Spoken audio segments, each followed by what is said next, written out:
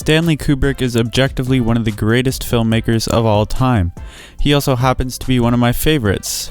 The man has 13 films, I love 8 of them, really like 2, and the bottom 3 are decent but not bad. That's impressive. But without further ado, I want to get straight into my somewhat controversial list. Let's go. As much as I think this film gets way too much hate, it's pretty hard not to put it in last place. It's pretty clear that this was Kubrick in an early, more stripped down stage of his career. Most of the time, it feels pretty heartless and like it's not trying to say much in its brevity. The cinematography is fantastic because Kubrick, regardless of the point in his career that he's in, still has the same artistic qualities through and through, and that's one of the main reasons I love his films. Having said all of this though, it's still experimental and low budget, and although having glimpses of greatness, it doesn't stand up to the quality of his later films. This is definitely the least Kubrick film in his entire filmography. Even though Fear and Desire is when he's at his most stripped down and raw form, he still had full creative control and was able to do what he wanted with it. Spartacus is pretty well known for being Kubrick's only for-hire gig, where he took on a project where he didn't have full creative control, and for that reason, I don't really like it that much. Kubrick is probably my favorite director of all time now, and I absolutely love his stylistic approach to filmmaking, and it really didn't show all that much in this one. Not to mention, it's an almost 3.5 hour historical epic, which if you know me is a recipe for a bad experience. Not too much else to say about this film other than it's the least Kubrick and he just has better ones. This is potentially his most forgettable film, but still unapologetically Kubrick. Loved the visuals in this film, but the story really didn't intrigue me all that much. A pretty basic love triangle, which wasn't very investing. The characters were pretty bland, and we didn't get too much backstory with our main character, Davy Gordon. I think this is what makes this to be such a forgettable film. Take an already pretty bland concept like a love triangle, and on top of that have boring characters. Even Kubrick's outstanding visuals couldn't save this film from being mediocre. Regardless though, I had a decent enough time with this one, but I don't see myself rewatching it anytime soon. This might be a little controversial, but I actually found Paths of Glory relatively uninteresting. Keyword there is relatively, because it was still a solid film, just not in comparison to the unique works of Stanley Kubrick. I love a good war film as much as the next guy, but this one really never got off its feet in my opinion. The performances were performances, but nothing in this film really grabbed my attention. Kubrick to me is someone who invests you in his wild and unique stories, but makes you stay with his incredible visuals and interesting characters. This film didn't have much of either, but due to it being a sort of anti-war film, it felt like it had more to say and felt like it had its own voice compared to his bottom 3 films. This is where the controversy begins. I liked Full Metal Jacket in the moment while I was watching it. It had great performances and a few good characters, but didn't have much to say. I didn't find myself thinking about this film after I watched it. Not very thought-provoking, and at the time of watching, it was pretty jarring. I also think that the pacing is pretty off-putting since it's basically 2 separate films put into one. The first half feels very rich with character development and relationships, the whole 9. But once it reaches the second half when they get to Vietnam, it keeps the style but loses its substance. The first half at boot camp with Joker and Private Pile are pretty deep and actually had some thought-provoking scenes and some real thinkers, but once they're in Vietnam, it kinda just loses it all for me, and that's why I had to put it in this spot. After my initial watch of this film, I really loved it. I don't really know what drew me into this film so much, but I really did love it. Upon further investigation and deep diving, I found this film to be pretty shallow for the most part. It's basically a guy becoming obsessed with a girl. He tries his hardest to win her over, but fails to do so, and basically goes into a full-fledged depression. Now, given the kind of taboo topic of a adult man being obsessed with a teenage girl, I think it was a little weird, but I think I can appreciate what Kubrick was going for, and the fact that he got relatable and kind of likable characters in a story like this is kind of mind-blowing. I found myself relating to a lot of the stuff while watching this film, but again, similar to his lower films, there wasn't much substance to it. There was more than the others, but still was lacking a bit, and I think upon rewatch I hope to see the real beauty and deeper themes in this film because I really did like it, but due to the relatively shallow nature of it, I had to put it lower for the time being. Oh boy, time to talk about A Clockwork Orange. Let me get two things straight. I enjoyed this film for doing exactly what it set out to do. However, it was very disturbing and not too pleasant to watch for the most part. I'm gonna quote my Letterboxd review because I feel like I worded it really well there. If you don't follow me on Letterboxd, I'll leave a link in the description. Definitely make sure to check me out there because while I won't be posting as much on YouTube, I still review every movie I watch over on my Letterboxd. Now to quote my review, I officially have a headache. This movie was uncomfortable, grotesque, violent, and stomach-churning. This is what I personally think Kubrick was going for, to make an uncomfortable viewing experience.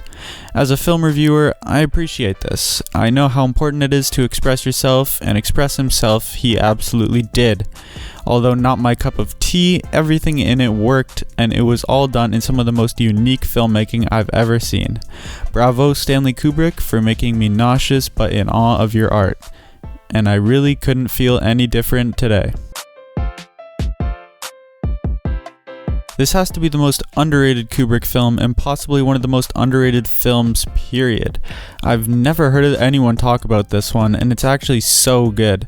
As you guys may know, I'm a huge Tarantino fan, and after watching this film, I couldn't help but think that it was an influence to Quentin when he was making Reservoir Dogs.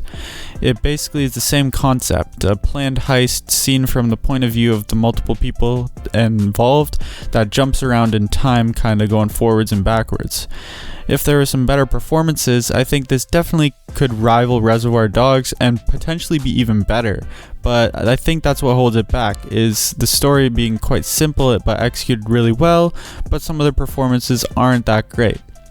Overall though, I definitely could see how this influenced Reservoir Dogs, and I think it's an incredibly overlooked gem in Kubrick's filmography.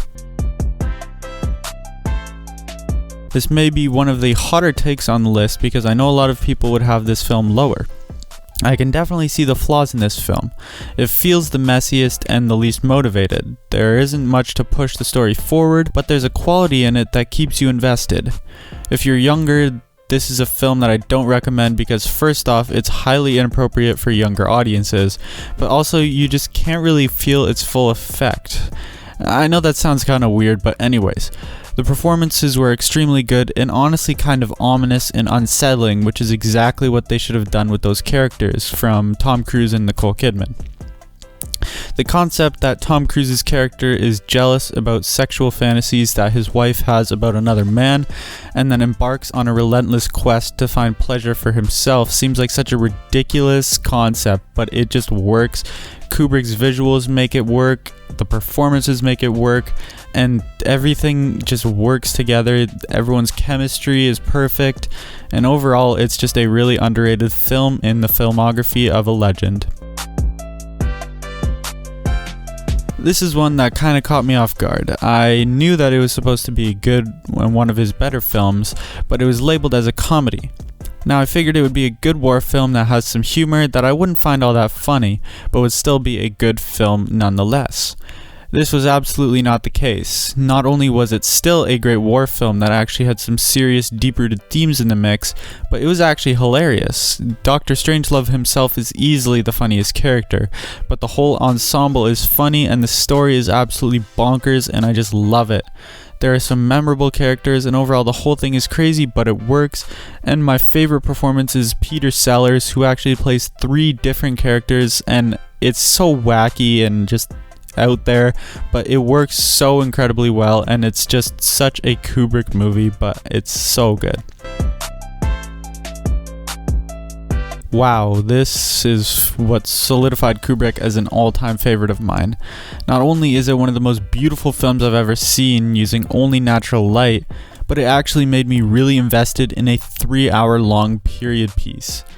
I thought at first that it was going to be horrible, At least that's what I thought before I watched it, and boy was I wrong. Everything from the lighting, to the makeup, to the costume design, to the production design, to the interesting characters. Everything in this film is incredible and fits the time period while still seeming somewhat modern and very Kubrick. I loved the performance from Ryan O'Neal. It was very genuine and he was unintentionally hilarious at times. The whole atmosphere was incredible and it made it seem like they might have actually shot the film in 18th century Britain. Such a beautiful film, definitely a must watch if you like any other of Kubrick's works. This was really hard putting this here instead of number 1. While being the most thought-provoking film I've probably ever seen, it's not quite my favorite of this incredible director. It is absolutely incredible. I would argue that Stanley Kubrick has 2 masterpieces, this being one of them. It's possibly one of the most iconic films of all time and is definitely a masterpiece of sci-fi. It is the most beautiful yet intimidating view of space in film. He makes it so space and the emptiness surrounding the characters seems like it's its own character. HAL 9000 is one of the greatest characters of all time, and it's a damn computer. This man Stanley Kubrick can make a computer an interesting and intimidating character. The first 2 acts are incredible and provide such great backstory and necessary character development to advance the plot, but the 3rd act is what brings the whole film together. Never have I been more confused and enthralled in a scene ever. First the scene with the extreme colors, then the white room scene, and then the ending, just wow. It's just such a beautiful film. Oh, The Shining, man. A true masterpiece. Not 1 second in the whole film is wasted. It is all necessary to building characters or the plot, and not 1 second is uninteresting. The visuals, as always from Kubrick, are beautiful and easily the best in any horror movie. The Overlook Hotel is one of the greatest and most iconic locations in all of film history, and it feels like its own character. The hotel feels alive.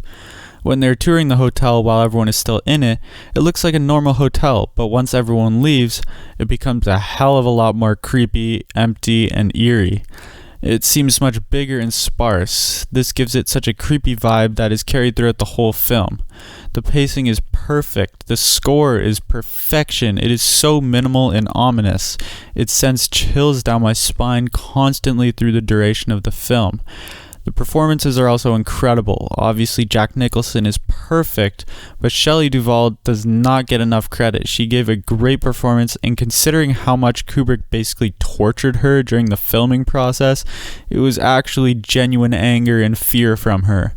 Finally, it is the perfect ambiguous ending. It leaves you asking questions and wanting more, and that's exactly what makes not only a great horror film, but one of the greatest films of all time, period. Hope you guys enjoyed this video. If you did, definitely like the video to support my channel. Also subscribe and turn on notifications to never miss one of my new uploads.